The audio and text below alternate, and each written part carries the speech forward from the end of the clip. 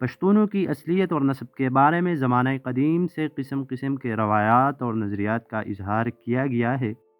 یہ روایات اور نظریات اتنے کثرت سے اور ایک دوسرے سے الگ الگ ہے کہ مشہور مستشرق اور پشتو شناس ہنری راورٹی کہتے ہیں، کسی بھی قوم کے اصلیت اور نسب کے بارے میں نظریات کا اختلاف اتنی زیادہ نہیں ہے جتنی افغانوں کی اصلیت اور نسب کے بارے میں ہے۔ کسی نے پشتونوں کو ان کے اپنے قدیم روایات کی بنیاد پر بنی اسرائیل کہا اور کسی نے پھر قبطین شمار کیے ہیں، کسی نے مغلوں میں شمار کیے ہیں اور کسی نے ارمینیوں، تاتاریوں، ہپتالیوں کی سب میں کھڑے کیے ہیں، اور کسی نے پھر بالخصوص راجپوتوں، برہمنوں، یونانیوں، ترکوں، عربوں اور دوسروں میں شامل کیے ہیں۔ لیکن پشتونوں کی اصلیت اور نسب کے بارے میں سب سے عام اور بہت قدیم روایت وہ ہے جو کہتے ہیں کہ پشتون بنی اسرائیل ہے۔ بہت زیادہ قدیم تحریری سند جس میں یہ روایت دی کی گئی ہے وہ ہے ابو الفضل کی آئینی اکبری، جو کہ 1597 عیسوی تا 1598 عیسوی تک کے عرصے میں لکھی گئی ہے۔ ابو الفضل اپنی اصطلاح میں جب وہ کابل سرکار کے بارے میں بات کرتے ہیں تو پشتونوں کی اصلیت اور نسب کے بارے میں مختصر یاد دہانی کرواتے ہیں اور لکھتے ہیں کہ پشتونوں کا یہ عقیدہ ہے کہ ان کا قدیم جد امجد جس کا نام افغان تھا، اس کے 3 بیٹے تھے جو سڑبند، غرغشت، اوبتن تھے۔ اس کے بعد وہ بڑے بڑے پشتون قبائل کا ذکر کرتے ہیں اور کہتے ہیں کہ ان کا نسبتی سلسلہ بھی انہی 3 افراد تک پہنچتا ہے۔ ابو الفضل آخر میں یہ ذکر بھی کرتے ہیں کہ خلجی، لودی اور نیازی قبائل ایک قدیم روایت کی اساس پر کسی دوسرے شاخ سے تعلق رکھتے ہیں۔ اخوند درویزہ بھی ایک ایسی ہی روایت اپنی کتاب تذکرۃ الابرار والاشرار میں، جو کہ 1603 عیسوی اور 1613 عیسوی کے درمیانی عرصے میں لکھی گئی تھی، میں مختصراً لکھتے ہیں۔ وہ کہتے ہیں کہ افغان یعقوب علیہ السلام کی اولاد ہے جو کہ اسرائیل کے نام سے موسوم ہے۔ اسرائیل کا ایک بڑا جد امجد طالوت تھا۔ طالوت کے 2 بیٹے تھے جن میں ایک کا نام آصف اور دوسرے کا افغان تھا۔ افغانوں کا طائفہ اسی افغان کی اولاد ہے، جیسا کہ افغانوں کا مسکن کوہ سلیمان تھا، لہٰذا عربستان میں ان کو سلیمانی کہا جاتا ہے۔ البتہ وہ کتاب جس میں پہلی مرتبہ پشتونوں کی اصلیت اور نسب تفصیلاً بیان ہوئی ہے وہ نعمت اللہ ہروی کا کتاب تاریخ خان جہانی و محسن افغانی ہے، جو کہ 1612 عیسوی اور 1613 عیسوی تک کے عرصے میں لکھی گئی ہے۔ محسن افغانی کی یہ روایت کا خلاصہ یہ ہے: طالوت اسرائیل کا بادشاہ تھا، لیکن اپنی موت سے بیشتر امور سلطنت کے داؤد علیہ السلام کے سپرد کیے۔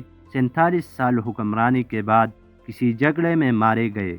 طالوت کی 2 بیویاں تھیں اور اس کی موت کے وقت دونوں حاملہ تھیں۔ کچھ عرصہ کے بعد دونوں کے ہاں بیٹوں نے جنم لیا۔ داؤد علیہ السلام، جو کہ دونوں خواتین کے سرپرست تھے، اس نے ایک بیٹے کا نام برخیا اور دوسرے کا نام آرمیا رکھا، اور جب برخیا کے ہاں بیٹا پیدا ہوا تو اس کا نام آصف رکھا، اور جب آرمیا کے ہاں بیٹے نے جنم لیا تو اس کا نام افغنا رکھا۔ داؤد علیہ السلام کے بعد سلیمان علیہ السلام اسرائیل کا بادشاہ بنا۔ اس نے مملکت کے نظم و نسق کے امور آصف اور افغنا کے سپرد کیے۔ ان دونوں بھائیوں، خاص کر افغنا کی اولاد جو کہ شام میں سکونت رکھتے تھے، تعداد میں اتنے بڑھ گئے کہ گنتی سے نکل گئے۔ سلیمان علیہ السلام کی موت کے بعد اسرائیل پر برے دن آئے۔ بختنصر شام پر قابض ہو گئے، بیت المقدس تباہ کیا، اور آصف اور افغنا کی اولادوں میں 2 سرکردہ اشخاص، عزیز اور دانیال، کو اپنے پیروکاروں سمیت نظر بند کیا۔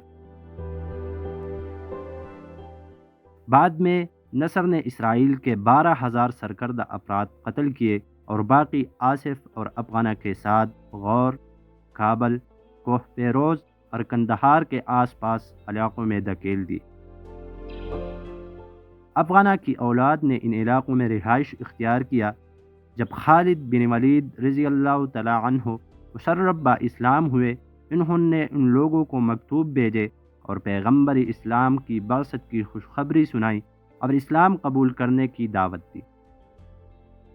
اور جب افغانہ کی اولاد کو خالد بن ولید کا مکتوب مل گیا، چند سرکردہ افراد مدینہ کی طرف روانہ ہوئے۔ ان افراد میں بنی افغان کا سب سے سرکردہ رہنما جس کا نام قیس تھا اور جن کا سلسلہ نسب طالوت اور حضرت ابراہیم علیہ السلام تک پہنچتا تھا، ان افراد کو حضور صلی اللہ علیہ وآلہ وسلم کے سامنے پیش کیا۔ حضور صلی اللہ علیہ وآلہ وسلم نے ہر ایک سے نام پوچھا۔ بنی افغان کے رہنما نے جواب دیا کہ اس کا نام قیس ہے۔ حضور صلی اللہ علیہ وآلہ وسلم نے جواب دیا، قیس عبرانی نام ہے، چونکہ ہم عرب ہیں، لہٰذا آج کے بعد آپ کا عربیہ نام عبدالرشید ہو۔ عبدالرشید کئی جنگوں میں خالد کے سنگ بہادری سے لڑا اور خالد نے حضور صلی اللہ علیہ وآلہ وسلم کو ان کی بہادری کے بارے میں بتایا۔ حضور صلی اللہ علیہ وآلہ وسلم نے عبدالرشید کو بتان کا لقب دی۔ بتان جو کہ بعد میں پٹھان بنا، کشتی کے اس شہتیر کو کہتے ہیں جس پر کشتی کا انحصار ہوتا ہے۔ حضور صلی اللہ علیہ وآلہ وسلم نے بعد میں عبدالرشید کو اپنے ہاں بلایا اور اس کے حق میں دعا مانگی اور اپنے ایک صحابی اور کئی انصار کے ساتھ دوبارہ غور روانہ کیا تاکہ لوگوں کو اسلام کی دعوت دے۔ قیس عبدالرشید جن کا 87 سال کی عمر میں انتقال ہوا، اس کے 3 بیٹے تھے، ایک کا نام سڑون، دوسرے کا بیٹ اور تیسرے کا غرغشت۔ نعمت اللہ حروی آخر میں کہتے ہیں کہ کرلانی قبائل کے سوا باقی تمام پشتون قبائل کا سلسلہ نسب انہی 3 افراد تک جا پہنچتا ہے اور تمام کی تشکیل انہی 3 افراد سے ہوتا ہے، اور کرلانی قیس عبدالرشید کے دینی بیٹے کے اولاد ہیں۔